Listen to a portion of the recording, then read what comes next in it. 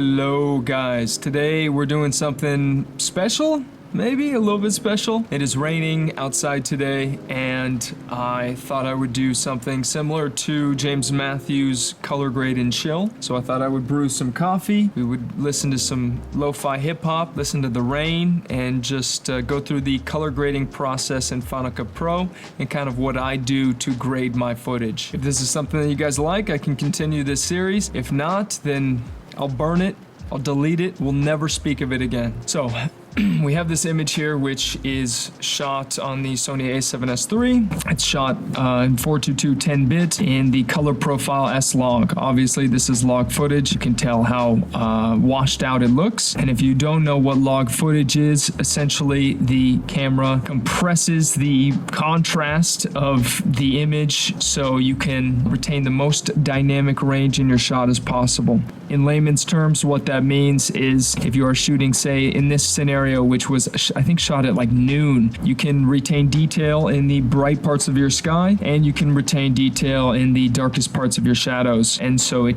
gives you the most flexibility when you are color grading. So if your camera shoots in a log profile, I highly suggest you shoot in that. Not always, but it's the best for color grading. So what you normally do with log footage is you want to convert this to a Rec 709 color space. There are two options we can go through to achieve this. The first option is adding what is called a normalization LUT or a technical LUT. And essentially what this does is it expands your contrast, adds more contrast back into the image, and then it also adds a bit of saturation. So I can do that by going to custom, adding the LUT I want. Actually, I can double click. I don't know why I always drag. I always drag it to the clip, but you can really just double click and then it enters into the clip. And then what I have is a LUT made by Sony, which converts my S-Log to Rec 709. Now, if you do not have a normalization LUT or a technical LUT, here is how you go about doing this. All we're going to do is do the same thing that LUT would do, and that is add contrast and a little bit of saturation to normalize the shot. So open up your color corrections tab, and if your color corrections tab doesn't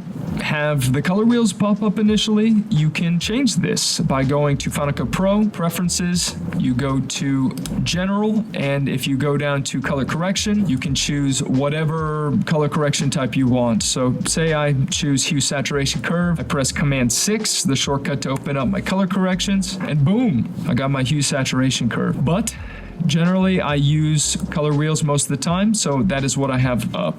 Command 6. Now, always use your scopes when color grading. It is so essential because your screen can be inaccurate, your eyes can most definitely be inaccurate.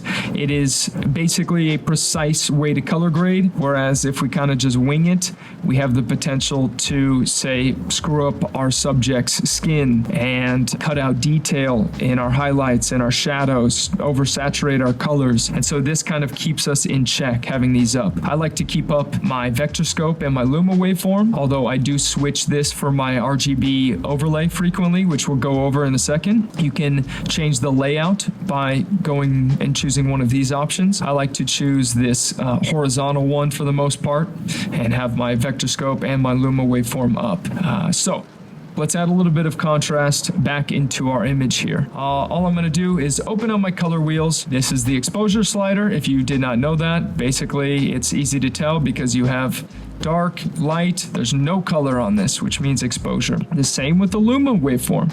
This is only for exposure, no color involved. So this will allow us to add appropriate contrast to our image. So I'm going to raise my highlights here. I don't want to go above 100 IRE, and I'm going to lower my shadows a bit and not go below 0 IRE. The reason you don't want to go above this number and below this number is because then you will be cutting out detail in your image. You'll see that if you look in the shadows. Now there is no more detail in this area. We cut it out. So we don't want that to happen. So let's raise this up a bit. And I'm going to add a little bit more saturation back by going to my saturation slider here and adding more saturation back into my image as a whole. Okay, so we have normalized our log footage, which, like I said, could be done with a normalization LUT or a technical LUT, or you can do it this way. I highly suggest using a LUT for your camera because I think that's the most efficient way to do it, and I think it is the most accurate way to do it. I believe Gerald Undone talked about this in a video. If you know what video I'm talking about, then shoot the link in the comment section. But those are the two ways to do it. The next thing you're going to do in the color grading process is correct the shot, which means correcting the exposure a little bit more, as well as correcting the colors or balancing your white balance. Let's learn how to do that, and let's learn how to do that with scopes. So go to this option here, which will allow you to choose whatever scope you want. We're going to go down to the RGB overlay. We can tell that this is imbalanced by noticing that there is a predominant color that is rising above this mass of white. This means that there's too much of this color in the image. And if you don't know how to read this if we overlaid this on top of this image, everything would fall in line with these stripes. So for example, the tree is right here. And the same thing in this overlay. And the same thing with the Luma waveform as well. Our subject, she is right here. And I think you can see kind of the color of her dress is this yellow chunk right here. But you can see that this is red. Let's change that. There are a couple ways that we can balance the color in this. We can use the color board. We can use the color wheels. My favorite recently is using the color curves, but that's not super popular. I'll show you how to do both the color curves and the color wheels. So because there is too much red in our image, we're going to take the middle of the curve, and I'm going to subtract the red by pulling down. And you can see, if you look on the overlay, that this is eliminating a lot of that red already. So if I turn this off and on, look at the overlay, boom, boom, boom, boom, brings it a little bit closer to the other colors. So that's a little bit more balanced. Although, if you look right in here, there's a little bit too much green, and I think that's, even though it's not really showing it much on the waveform, I kind of see that, and so I don't want that at all. Right there. Okay, let's look at that. Okay, so that brought those colors a little bit closer together. Let's go over what we've gone over so far. We normalized, then we color corrected, and then actually I'm going to add a bit more contrast. But before I do that, let me show you how to do this not with the color curve, in case you want to use the color wheels. Add another color wheel and go to your master so it affects the whole shot. Since the shot has a lot of like red and orange, and we want to eliminate some of that, you're going to look at where the red and orange is, and you're going to pull away from that. Not too much. The key to this is subtlety. So right there actually is pretty good. So look at that. That looks a lot better. We have balanced our shot a lot more. And now we can start adding what is called the creative look or the stylized look. This is where you can add, say, complementary colors, like what we're going to do in this. Complementary colors is having two colors in your shot that are the predominant colors in your shot that contrast each other very well. If you say open up our color wheels here, they are polar opposites on the color scale. And since they are perfect opposites, they will contrast and make the image pop. That's why teal and orange is so popular. We have teal right here. If you go all the way across, you have orange. You'll see this in obviously a lot of Hollywood movies, and we're going to do something similar today. We are going to not go for the teal and orange look because she is wearing a yellow dress, and so we're going to try something a little bit different. It's going to be purple and yellow for the most part. So let's start adding a look. I will go and open up another color curves here, and the color curves is actually one of my favorite color correction type because there's so many ways that you can add some gradualness to adding color and adding exposure values. So for example, I can adjust what is contrasted here just by putting more points. Whereas if I use the color wheels, I'm limited to what they think is the shadows, generally probably like 30 to 0, and then and midtones is like 30 to 75. I mean, my numbers are off, but anything in here, and then highlights are to the top. So it's pulling all of those sections down, whereas if we use the Luma curve, we can affect certain parts of it. So I want to add a little bit more contrast into this shot. So I'm going to pull down on the dark part of my shot here, and I'm going to add a slight S curve. So I want to push up on my midtones and my highlights. So I'm going to add a little bit more here. And let's start adding a little bit of a look. So if I click this little arrow, it allows me to choose the color I want, which is pretty cool.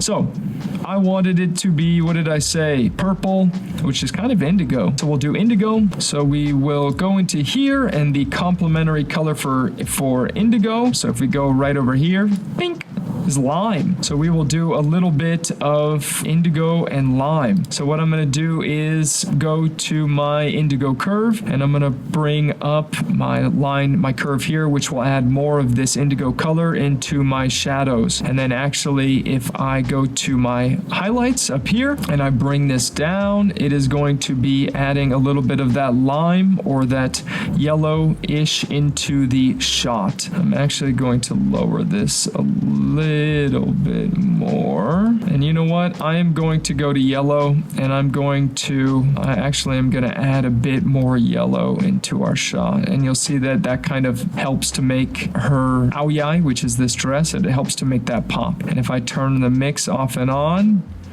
we already got something going on, but it's looking kind of amateurish. We need to clean this up a lot more. So let's go to hue saturation curve, and I want to make this tree kind of blend in with the rest of the shot. So I will go to hue versus hue, which allows me to change the color of whatever color I want. That's what hue is. So click this picker here, and I'm going to select the green in this tree. I do want to make sure that I'm not selecting her dress, and I am. And so I'm going to put another point here to make sure that this stays the same. And then all I'm going to do is, actually I'm going to delete this point. So click the point, press delete. I'm going to raise this up a little bit. That looks pretty good. Right there. Almost like kind of a fall look, like some yellow autumn leaves. Okay. We have that going on. I want to make her shirt pop a lot more. So I will select her shirt and add a lot more saturation back into this specific yellow. And because I have added a little bit too much color into the shadows, I will go to Luma versus Sat. Basically, we will be adjusting the saturation in different brightness values. So we don't want the darkest parts of our image to be overly saturated. And conversely, we don't want the brightest parts of our image to be overly saturated. So let's get our color picker and let's select a very dark part, which would be right here. And all I'm going to do is bring this down, which means I am desaturating this shadow part, and I'm going to just make a slight gradual bell curve here. If we turn that off and on, don't pay attention to the leaves, but pay attention to this corner here. Let me give you guys a little tip, which I should have up. Basically, what range check does is lets us know if our shot is overly saturated in the highlights, or if we are going above 100 IRE with our highlights or below 0 IRE with our shadows. So if I bring up that Luma waveform again, let me just show you. I'll be deleting this color wheel.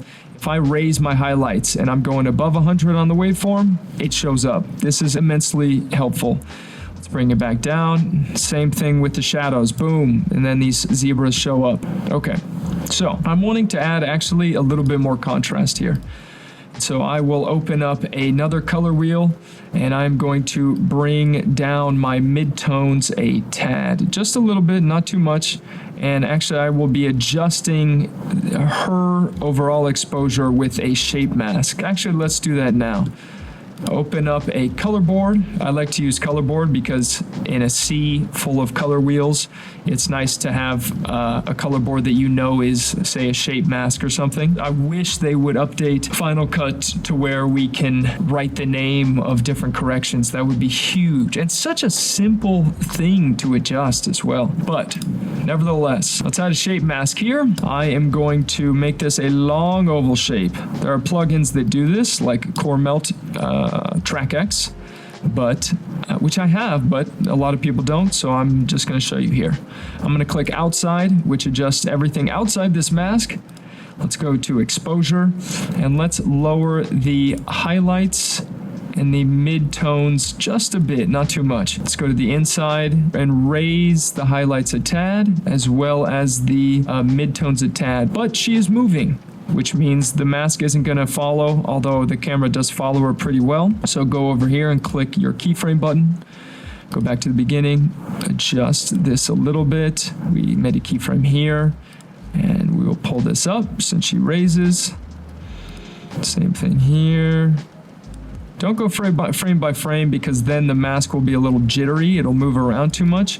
Final Cut Pro will automatically smooth over what it thinks is the path of those masks. So that looks pretty good. So if we turn this off and on, so you notice it just gives a little spotlight effect.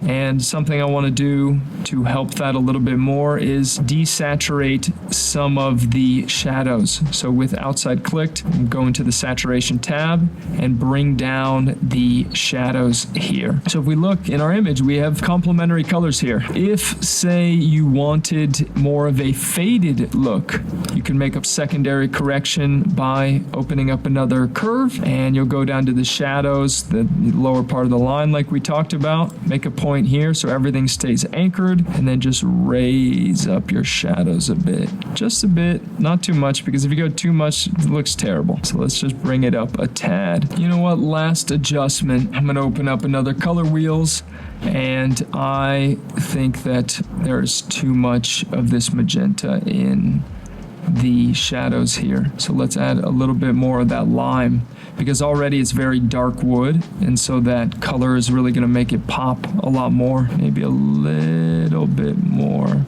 right there. You notice that's making everything else pop.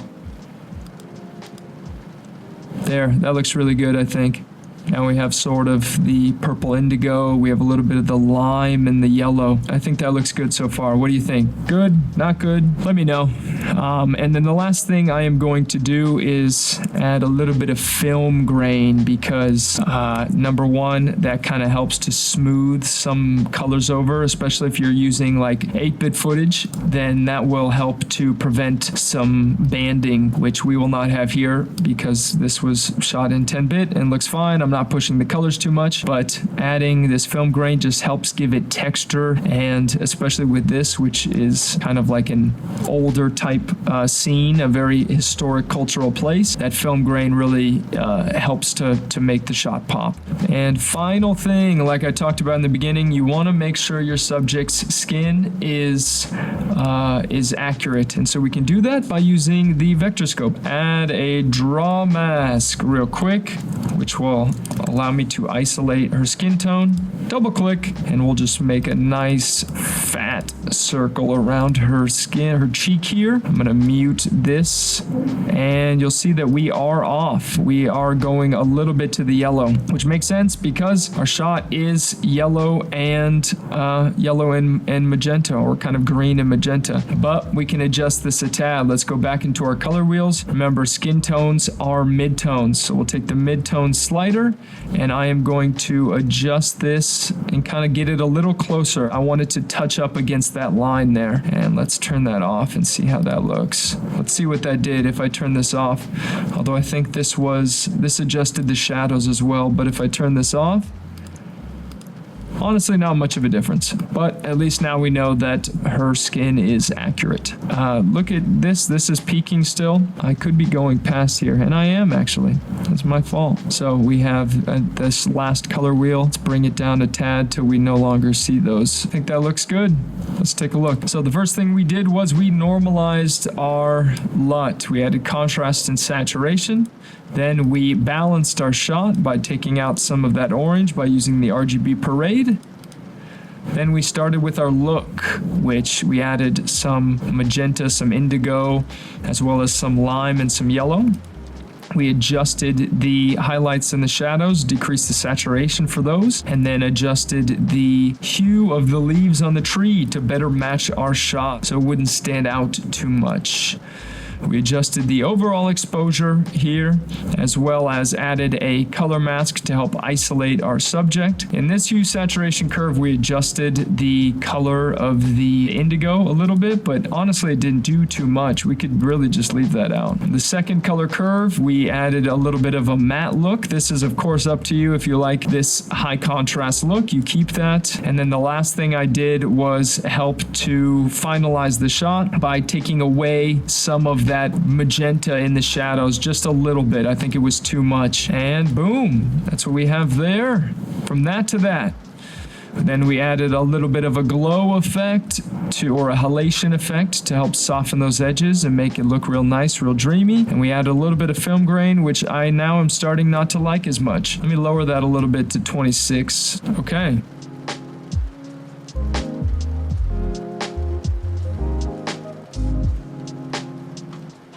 Let me know what you guys thought of this. This is something maybe I would like to continue doing if you enjoyed this. Let me know if you enjoyed this in the comments, and subscribe if you have not already, and I will see you guys next week.